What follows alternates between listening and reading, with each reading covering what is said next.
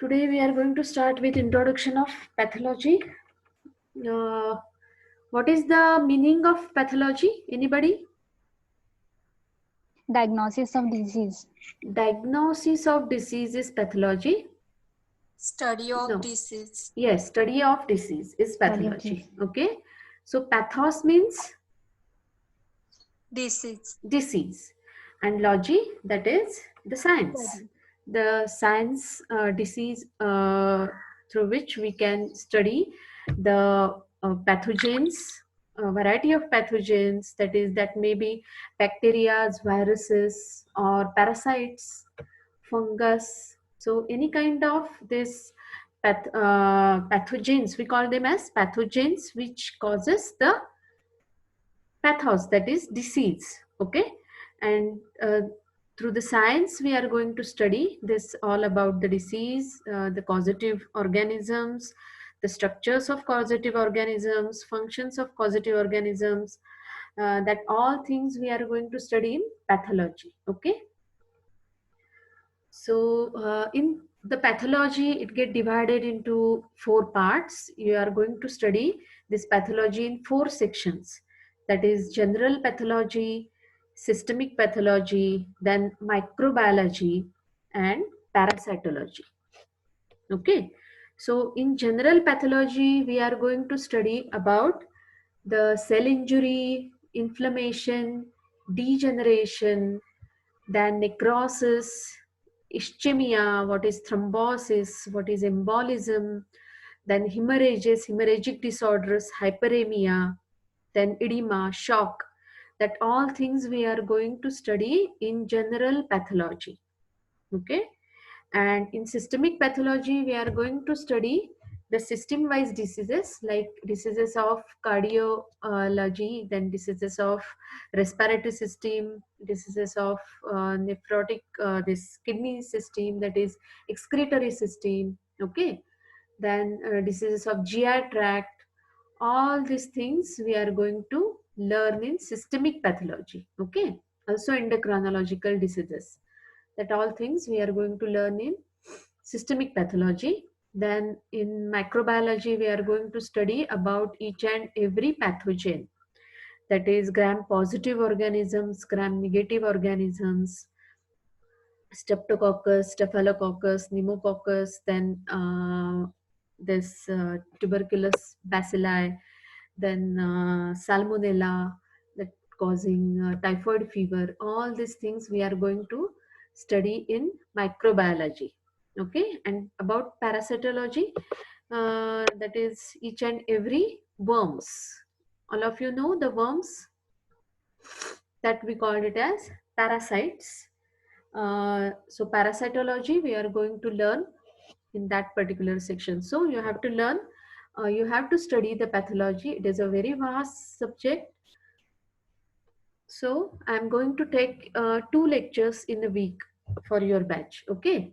We're just going to start with pathology.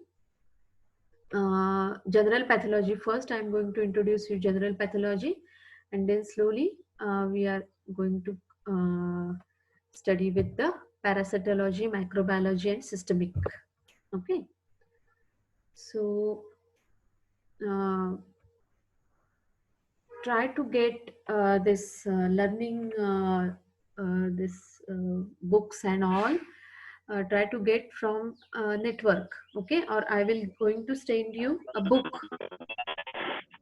Okay. So please mute yourself.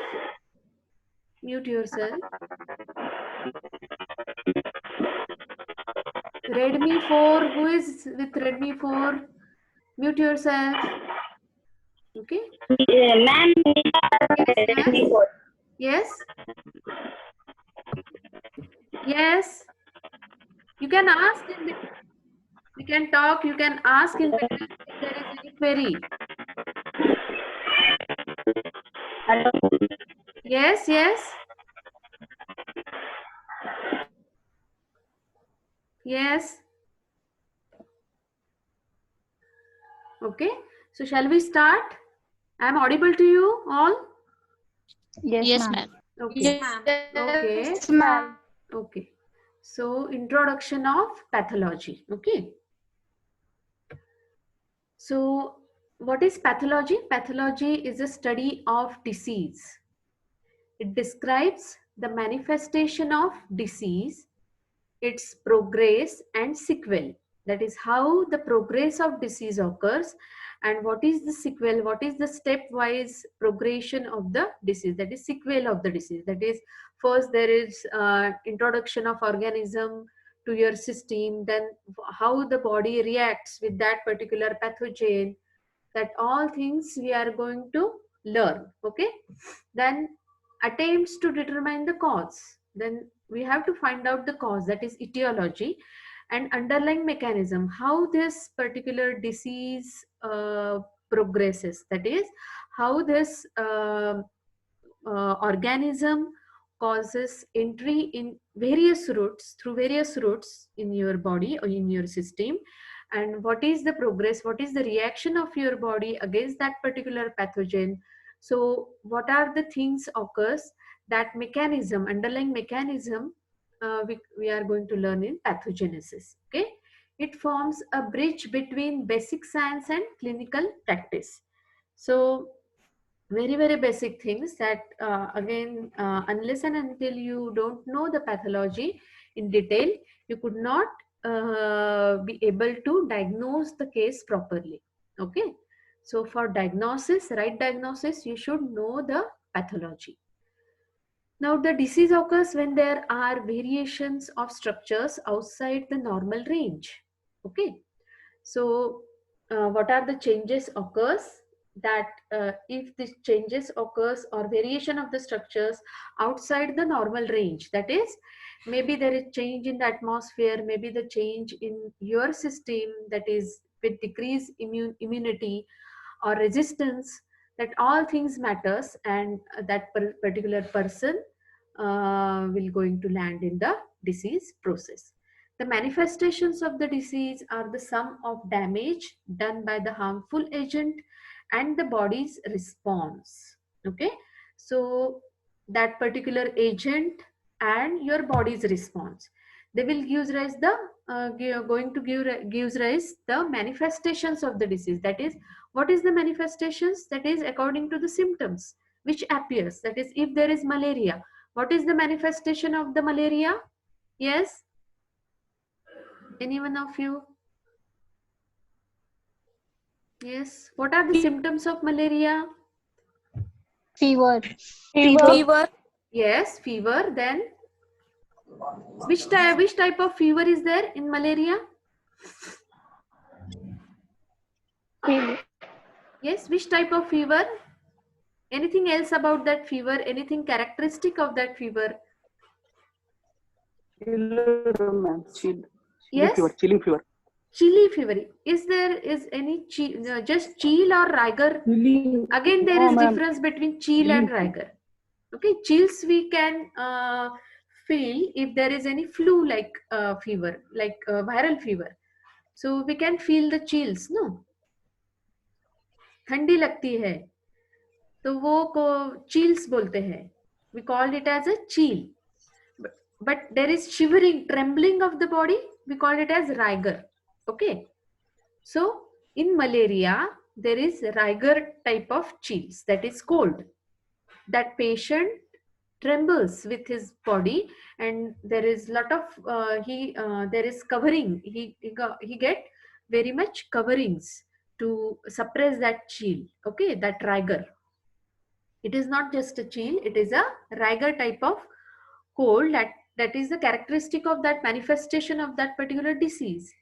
Okay, so this chills get followed with fever, and there is then sweating stage. So this is the manifestation of the malarial fever. Okay, but why there is chill? In what happens exactly in your body when there is chill or when there is rigor exactly?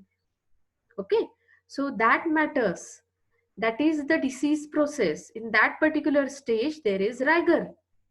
So whenever the RBCs, they get burst out and they releases various Pyrogens, that particular organism get releases, and they releases pyrogens, and with that particular pyrogen your system start fighting, and with that particular antigens your system starts fighting. So that in that particular stage there is rigor, like chills. Okay, we call it as a cold feeling or chills, but it is a rigor. So this is the manifestation of the malarial fever. Again, one more characteristic is there is alternate day fever. Okay, so there is alternate day fever, afternoon fever. So again, it is a characteristic manifestation of this. Students are joining. Okay, so we call it as a manifestation of disease. So it is a sum of damage done by harmful agent and the body's response. Variations in these components accounts for a great diversity. We call it as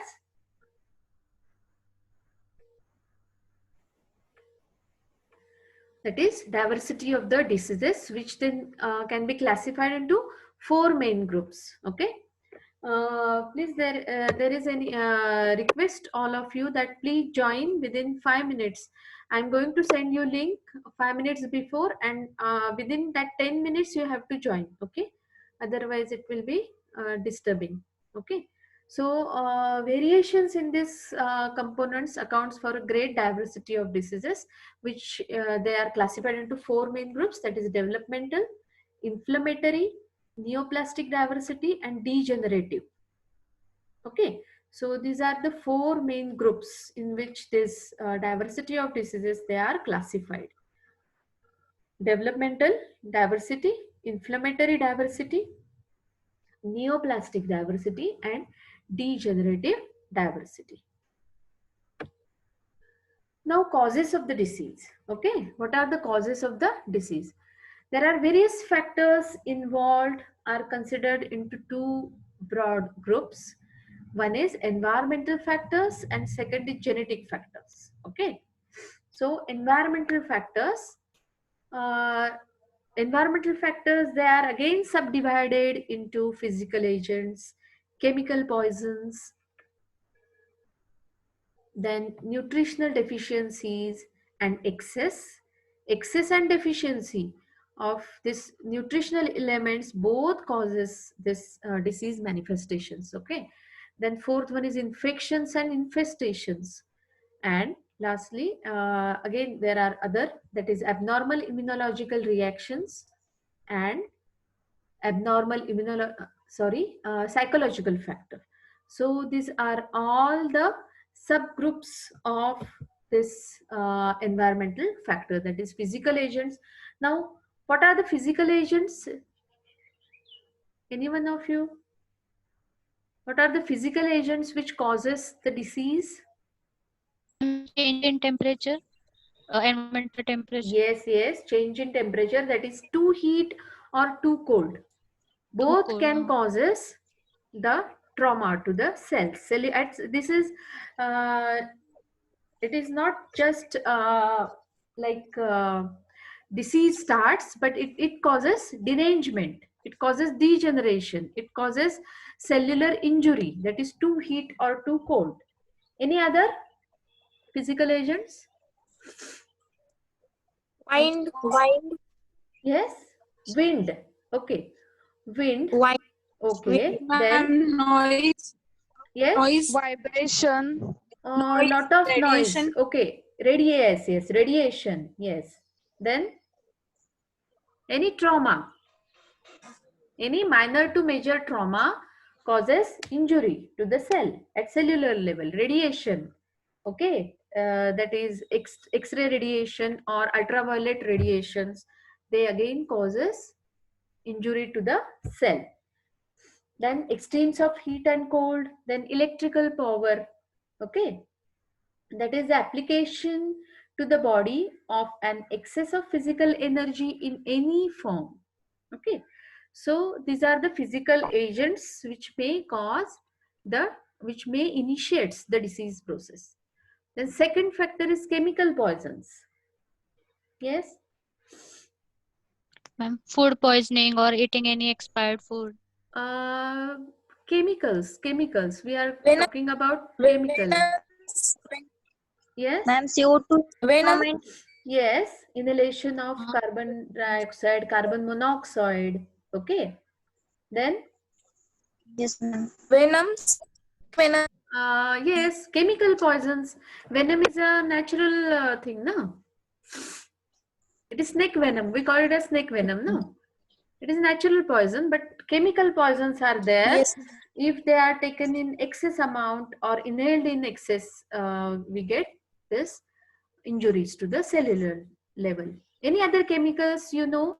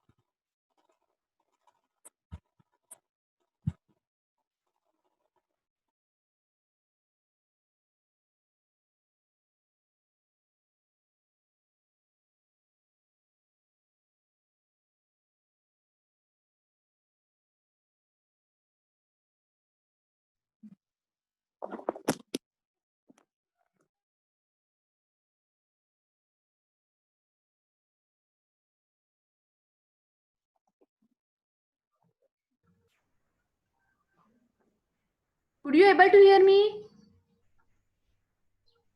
Yes? Yes. Yes, ma'am. Yes, ma'am. Ma'am. Yes, ma'am. Okay. So, where are we? Chemical poisons. Okay, so alcohol is again a kind of chemical poison by which there is derangement of the liver. Okay, Now there are nutritional deficiencies and excess, so they may arise as a result of poor supply, that is interference with absorption, then insufficient transport within the body, or defective utilization that causes deficiencies. In addition, the effects may be of a general nature, as in starvation or lack of oxygen, or they cause specific damage. Okay, that is, for example, in vitamin deficiencies, dietary excess plays an important role in diseases, specifically in the Western countries. Okay, so dietary excess again causes this particular uh, disease infestations, that is or they may initiate the disease process. Okay, could you able to hear me? Yes, Yes, ma'am. Okay, Yes, okay. ma'am. Now next is infections and infestations. Okay, the viruses, bacteria, as I told you, fungi, viruses, bacteria, protozoa, metazoa, all causes the diseases. They causes cellular destruction directly, as in certain virus infections, for example, poliomyelitis, or protozoal infections, for example, malaria. Okay, so in many cases, the damage is done by the toxins elaborated by the infecting agents. These infecting agents, they elaborate the poisons, that they elaborate the toxins. We call them as toxins. And again, example, that is diphtheria and tetanus. Okay, as with the poisons, they may have a general effect or show a predilection for certain tissues. So they may shows the disease process, that is the derangement or degeneration in the specific tissues. Like diphtheria. Yes, all of you know the diphtheria. What is diphtheria? Yes.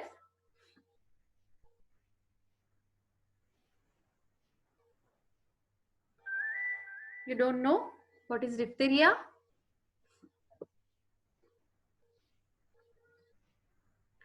What we call it as diphtheria in Marathi? Anyone? Yes?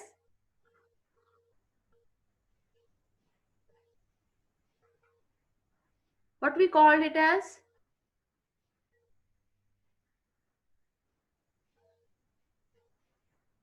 Yes?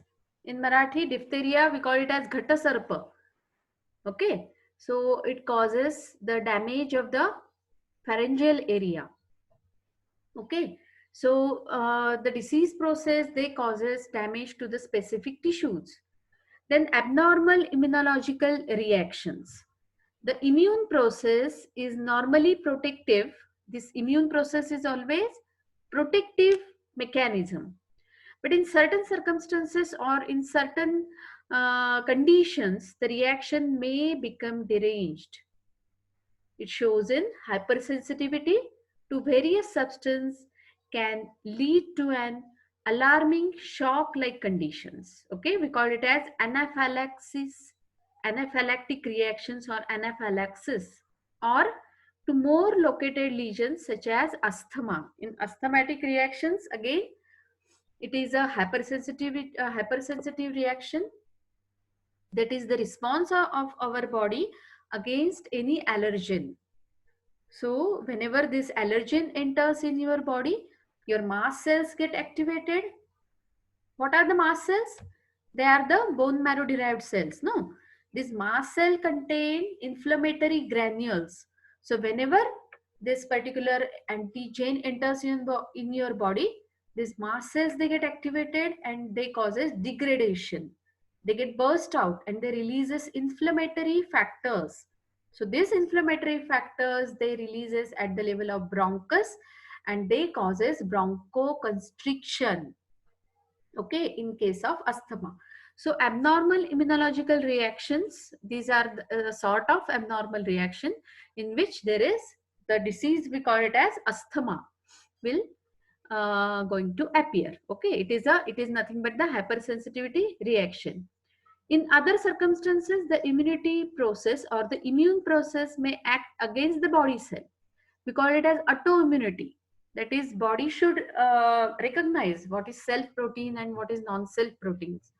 So if this recognition is get failed, then our antibodies, they act against our normal cells, and there is autoimmunity or autoimmune diseases may appear. Okay, so these are the abnormal immunological reactions. Okay, then psychological factors, again it influences the disease process in several ways. The first is psychological stress may lead to mental illness. There is psychological stress which increases the mental illness, and their influence on the individual systems, that it really gives rise to some symptoms and reactions to establish the somatic disease in apparent. Okay, which get apparent, that is somatic type of diseases. Then next is there are important. Yes. Ma'am, is cancer abnormal immunology reason? No, it is not a immunological process. Cancer is a proliferating thing. Okay, cancer, there is proliferation of the tissues, and because of the proliferation, there is damage occurs. Okay, so it is a Okay. proliferative disorder, cancer. There is again, it may be genetic cause, or there may be some abnormalities in that particular system. Okay, because of some entry of or recurrent taking of any other chemicals like tobacco. Tobacco causes cancer of mouth. So they are the things which are because of that particular habit of that person, there may be a cancer. Okay, or sometimes it may be a genetic cause. We are going to learn this malignancy in next chapter. Okay, there is one chapter in systemic pathology, in that we are going to learn about the cancer. See, this meeting will going to close in 5 minutes. I'm going to call again another meeting. Okay, you have to join in that, or we can take tomorrow also. Rather than next meeting, we will talk about the other point of this introductory thing tomorrow. Okay, at 12 o'clock. Okay, Is ma'am. that okay? So Okay, ma'am. psychological factors, they influences in our system and causes the illness. Okay. Okay, ma'am. So finally, it is a thought that a psychogenetic factor, that it is ill-defined mechanism, maybe causes, maybe act as a causative factor for various diseases like hypertension or coronary arterial thrombosis or ulcerative colitis. So if there is stress increases, your blood pressure increases, your this peristalsis, that is intestinal peristalsis increases, which may initiate the peptic ulcerations. Okay, or it may causes sudden spasm of the arteries, may causes arterial thrombosis. So these are the psychogenic effect or psychological factors which gives rise to the disease or which initiates the disease process. Okay, now the second factor is genetic factor.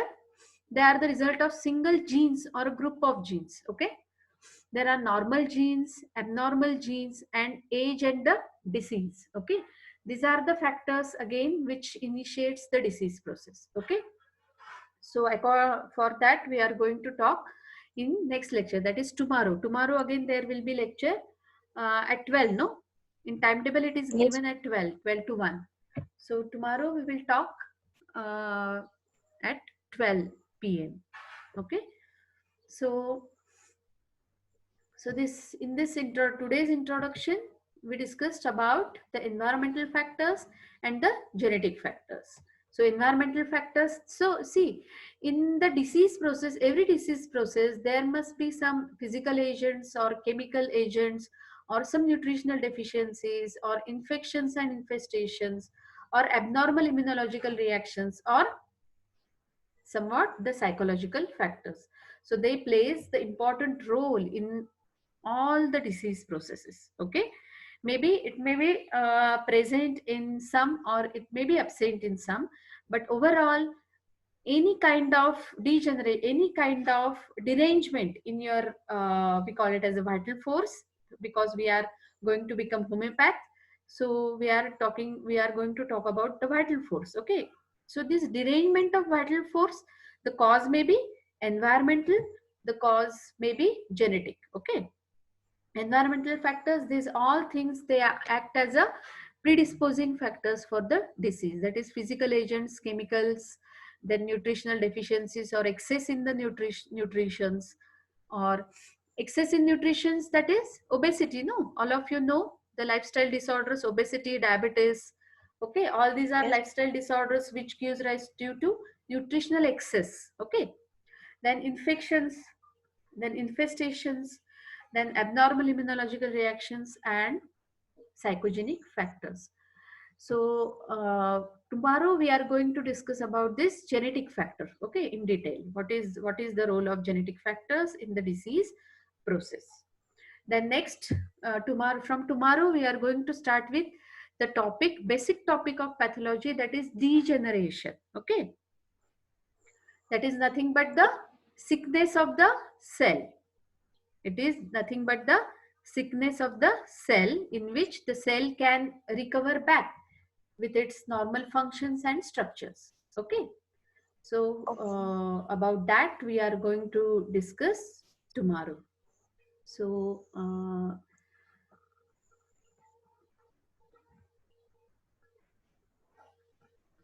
today I am going to end this meeting. Okay. And Yes, ma'am. tomorrow we will meet at 12 noon. Okay, exactly. So I'm going to give you this link 5 minutes before priorly, and then you can join up to 12 and 5. Okay, try to join Yes, ma'am. early. Yes, ma'am. So till then, take care. Bye. Thank you, ma'am. Please send me your attendance on group if there is possible for you. Yes, ma'am. Your attendance is mandatory in group. Anyone, only one, not everyone, anyone. Please send us attendance for today's lecture on group. Okay. So this is official group, no? So office can take this record for your attendance. Okay. Yes, ma'am.